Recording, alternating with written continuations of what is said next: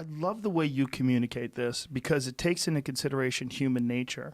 And like, I love Dawkins. He's fantastic. I think he's very, very, very valuable. But he likes to call people idiots. And the problem with that is people go, fuck you, you're an idiot. It like is a natural inclination when you insult people to argue back and to sort of dig their heels in. Yeah. And you don't do that. And I think that's very important. And I think that a guy like Dawkins just gets frustrated from all these years of debates with people who are uneducated or saying ridiculous things. And he's a bit of a curmudgeon, you know, and he seems to be softening as he's getting older. Well, he's an evolutionary biologist. Yes. And that's the front line in some sense, isn't it? Yes, it is. You know, I mean, the thing about particle physics is that you don't get a lot of shit because people don't understand what you're talking about. So, yeah.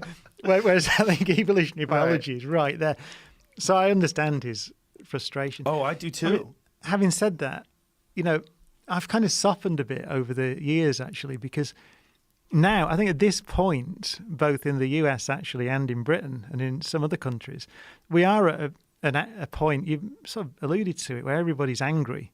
There's a lot of anger, and a lot of it's justified, by the way. I mean, we could talk about that, you know, income inequality and all those things. So there's justified anger. But it seems to me that there are people of goodwill who need to band together to diffuse the anger in our societies. Otherwise, we won't have countries like the United States. Yes. There's the United States because it's united and everybody, you've got the American flag there. You know, there's a sense of belonging and identity and togetherness in a country which you've got to preserve. And so I've stopped actually picking. I used to, for example, quite enjoy picking fights with Deepak Chopra on Twitter. You know, and it's just fun. Me and it's too. a laugh, you know, and you just do it. Pick And some fights with him too. he says some crazy stuff, and he's but I've sort of I've stopped doing it. Going well, but relative to some of the other people, right? He's someone who means well. Yes, I don't agree with virtually anything he says.